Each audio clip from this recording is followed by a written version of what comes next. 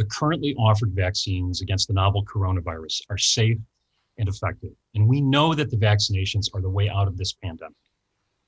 We at Advocate Aurora Health are proud to report that over the past 16 days, we've administered initial vaccine doses to more than 23,000 of our frontline team members across Illinois and Wisconsin. And while reports have indicated that the initial nationwide rollout may be slower than that for which many had hoped, we want to continue to encourage people to step forward to be vaccinated as soon as they're able to do so. We're working closely with the public health agencies on the continued rollout to our own team members on preparations for phase 1B and the broader rollout to the general public. We cannot stress enough that getting vaccinated is so critically important to finding our way out of the pandemic. Turning to the situation at Aurora Medical Center Grafton, many of you have already read our statements this week, first Monday, and then again yesterday, on the progress of our internal review related to the vaccine vials removed from refrigeration. And here's what we can share today. On Saturday, December 26th, in the early morning, one of our pharmacy technicians discovered what turned out to be 57 vials of Moderna vaccine, enough for about 570 doses, outside the refrigerator in which those vials were stored. The vaccine vials were returned to the refrigerator, and the technician reported the incident to superiors. The pharmacist responsible for removing the vials maintained that this was an inadvertent error that occurred while the individual was accessing other items from the same refrigerator. In the subsequent hours, clinical leaders conferred with one another and, based on the information available, determined that the vaccine was still able to be administered on the morning of December 26th, given the 12-hour period of viability after removal from refrigeration. We proceeded with vaccinations at Aurora Medical Center Grafton before the remainder of that vaccine was discarded due to its having been rendered ineffective. Over the subsequent days, as we continued our internal review, we became increasingly suspicious of the behavior of the individual in question. The individual was suspended and, after multiple interviews over the course of the week, admitted yesterday to intentionally removing the vaccine from refrigeration. Additionally, the individual admitted to removing and then returning the vaccine to the refrigerator overnight on the evening of December 24th into December 25th. No vaccinations were administered on December 24th or December 25th. But this means that the 57 vaccinations that were administered on December 26th were rendered less effective or ineffective. The 57 recipients of those vaccines have been notified. At this time, there is no evidence that the vaccinations pose any harm to them, other than being potentially less effective or ineffective. We have been in communications with Moderna, and they have reassured us there are no safety concerns about administering vaccine that may have been out of refrigeration for too long. We'll be partnering with them and the FDA to figure out a strategy on future vaccinations for those 57 affected individuals. Importantly, there is no evidence that the individual in question tampered with the vaccine in any way other than removing it from refrigeration, leading to what is known as denaturing the vaccine. There is no evidence to suggest that this individual tampered with any other vaccine administered at Aurora Medical Center Grafton. This individual is no longer employed by us. We also notified the Wisconsin Department of Health Services, the Grafton Police Department, and the FBI. This is now a law enforcement matter. It's important to note that despite the actions of one individual, the vaccine program here and across the country remains safe and critical to getting us out of the pandemic. That has not changed. As we move to questions, please understand that because this is an ongoing investigation, I won't be able to answer every question and may have to direct you to law enforcement.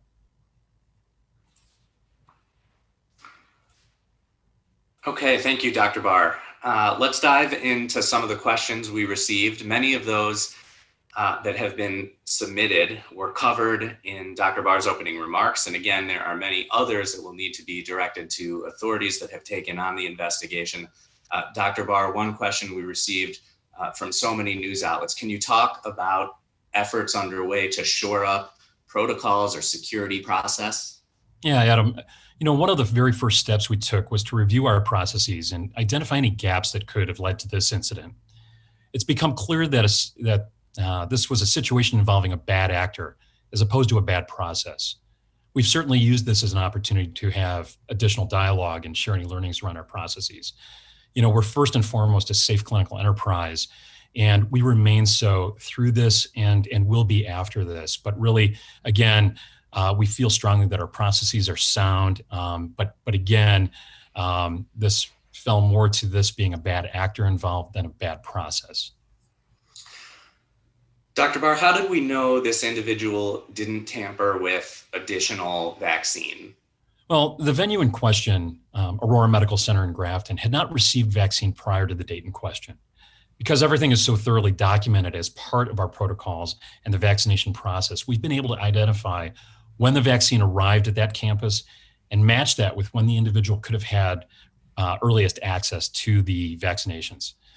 We're confident these were the only 57 vials impacted. This question keeps coming. Can you give us any more insight on what the individual's motive was? You know, we're really not able to make any judgments on motive at this time. That's something that I'm sure will be looked at by the authorities that are now handling the investigation. We had several questions come in. What does this mean for the vaccination program at Aurora Medical Center Grafton? What's the impact on Vaccination Star team there? And maybe you want to speak more broadly about the vaccination program across Advocate Aurora Health.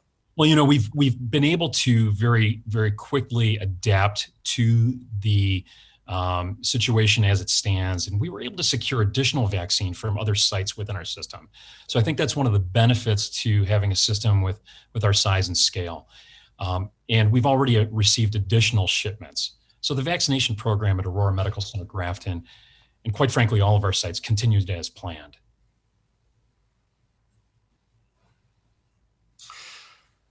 Can you talk about the contact that's occurred with the 57 individuals who received the vaccine? Yes. So we've been in contact with those individuals. They are being notified, and we've also made available qualified team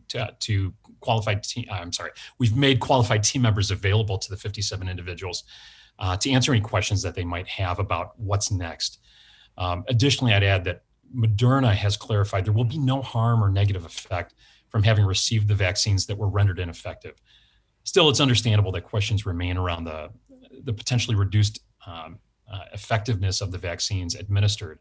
And we're staying in close contact with these individuals to answer questions as they occur.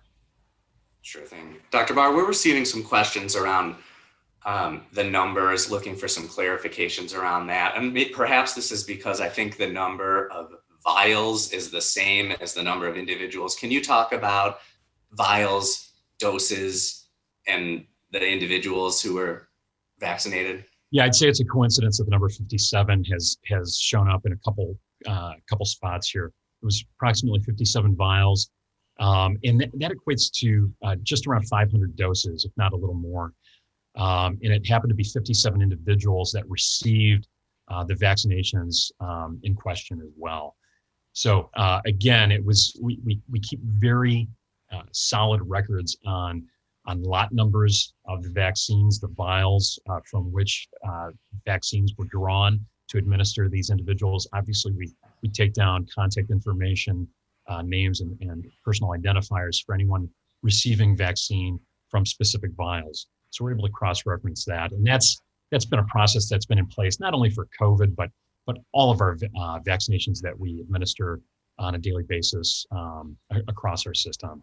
So that was very important to us, very good record keeping to make sure that those individuals and only those individuals who received this vaccine were contacted. And as I mentioned, we maintain contact with those individuals to make sure that they're feeling as comfortable as possible through what I know is a stressful situation for them. Thank you. Before we conclude, would you like to offer any closing thoughts?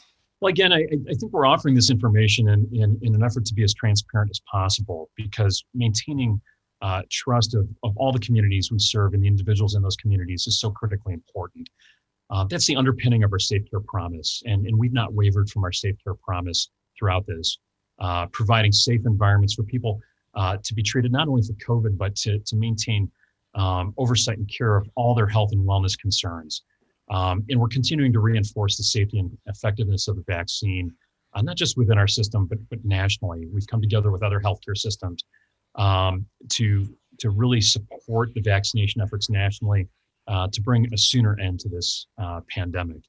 At the same time, this wouldn't sway me from encouraging people to pursue care of their chronic health conditions throughout this. It's never been a better time or a safer time to maintain your relationship with healthcare organizations and your healthcare professionals to ensure that you're living as well as you can.